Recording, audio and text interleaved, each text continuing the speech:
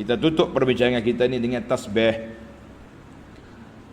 Fasabbih bismi rabbikal azim. Oleh yang demikian, wahai orang yang lalai, bertasbihlah dengan memuji nama Tuhanmu yang maha besar, sebagai bersyukur akan nikmat-nikmatnya itu. Allah bangkit di sini 4 nikmat. Aparaitum ma tumnun, kejadian manusia, tahrusun, makanan kamu daripada pokok, kemudian mari air pula, aparaitumul ma, air, kemudian aparaitum an-nar, api. Cukuplah. Makannya ada, minuman ada, alat-alat nak proses api dia sudah ada. Kita kata alhamdulillah. Apa lagi kita nak selain daripada fasabbih, ai fanazzih, bersihkan Tuhan kamu yang sudah semestinya bersifat dengan kamalil azamah, besar keagungan dia. Bersihkan Allah Ta'ala yang agung itu an kulli naqsin wa aibin, daripada segala kekurangan, daripada segala keaiban. Dengan kita kata apa? Kata semua, subhana rabbiyal azim, subhana rabbiyal azim, subhana rabbiyal azim. Kita nak bersih dengan cara kita bertasbih. Jadi kita kata maha suci Allah Ta'ala yang maha agung, tidak ada sebarang sekutu bagi Allah, tidak ada sebarang kelemahan bagi Allah, tidak ada sebarang kekurangan bagi Allah. Maka dengan itu kita menjadi seorang mukmin, seorang muslim yang baik, seorang muslim yang hebat, kerana kita yakin dengan Allah Azza wa Jalla, dan kita bersihkan Allah daripada sifat-sifat yang tidak baik. Fasabbih bismi rabbikal azim. Tengok huruf bismi, ba alif sin mim. Betul? Coba tengok di awal Quran, di awal surah Al-Fatihah, Bismillahirrahmanirrahim. Ada alif ke tak ada? Buka Quran. Coba tengok di awal Fatihah, bismillah dia ada alif ke tak ada? Cepat, masa berlalu laju ni, tak ada alif. Dan surah lain tu, surah lain dia tak masuk dalam surah, dalam nombor. Rasa tak? Surah lain tak masuk dalam nombor. Sebab tu dia ikut Fatihah aja, bismillah, bismillah, bismillah, semuanya tak ada alif belaka. Tapi kenapa di sini isbat alif? Ini menarik ni. Dalam kitab kita, tafsir kita ni, dia ambil daripada kitab Nazmud Durar. Ia menyebutkan perkara ini. Dia kata fasabbih bismi rabbikal azim. Annahum penulis-penulis mushaf Rasam Osmani, dia tulis asbatu alifal wasli huna. Allah dia tetapkan alif wasal, bismi, ada alif. Bismika bismi rabbika. Dalam ayat Quran ni tuan-tuan kena tengok, ada yang ada alif, ada yang tak ada alif.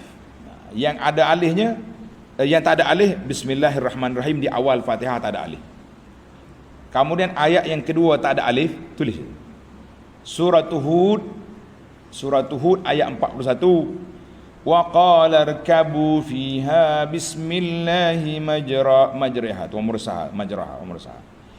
Kan surah Hud, qala irkabu fiha bismillah.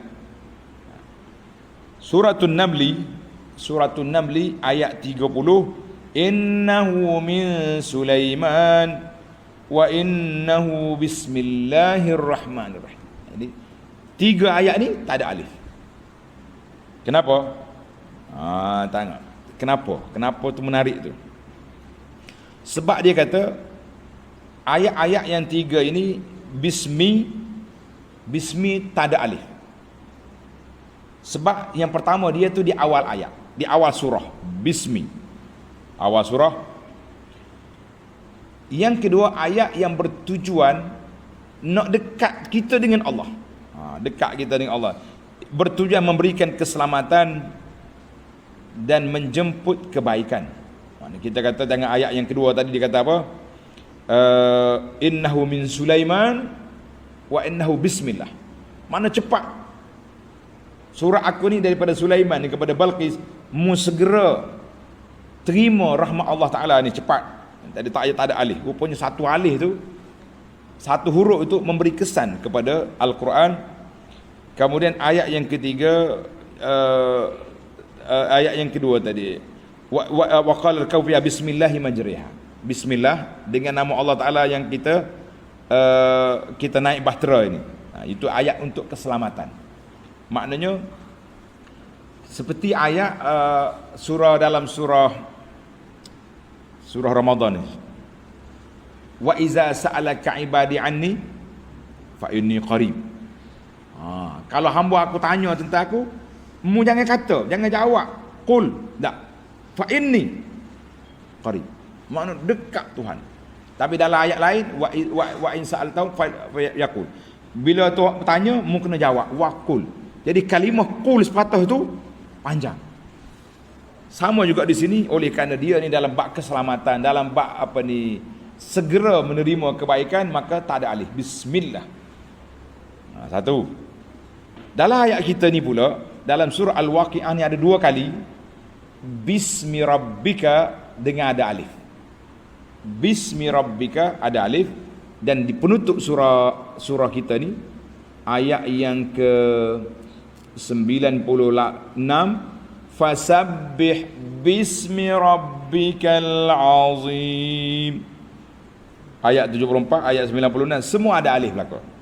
Semuanya ada alif. Fasabbih bismi rabbikal azim.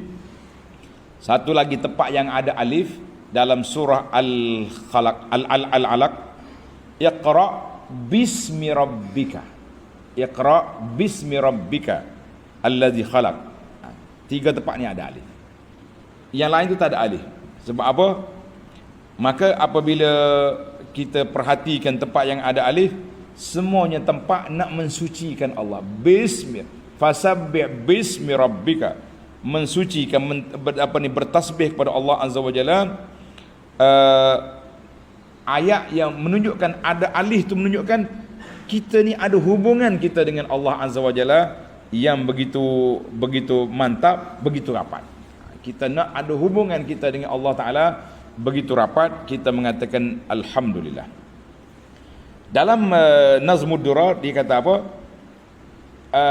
Annahum asbatu, ketika menulis tentang 3 ayat ini, kenapa diisbatkan alif? Li'annahu lam yaksur dawruhu, tidak banyak peranan dia sebagaimana dalam Bismillahirrahmanirrahim. Bismillah ni kita guna sentiasa. Semua benda bismillah. Maka di sini hanya arahan fasabbih bismi rabbika. Maka bertasbihlah kamu dengan menyebut nama Tuhanmu, membersihkan nama Tuhanmu. Wa hazafu minha, maka dalam Bismillahirrahmanirrahim kenapa dihazafkan? Kerana likathrati dauriha, kerana banyak penggunaan dia, dan yang banyak guna maka elok direngkaskan. Satu. Itu jawapan yang ketiga. Tadi kita dah jawab permulaan surah.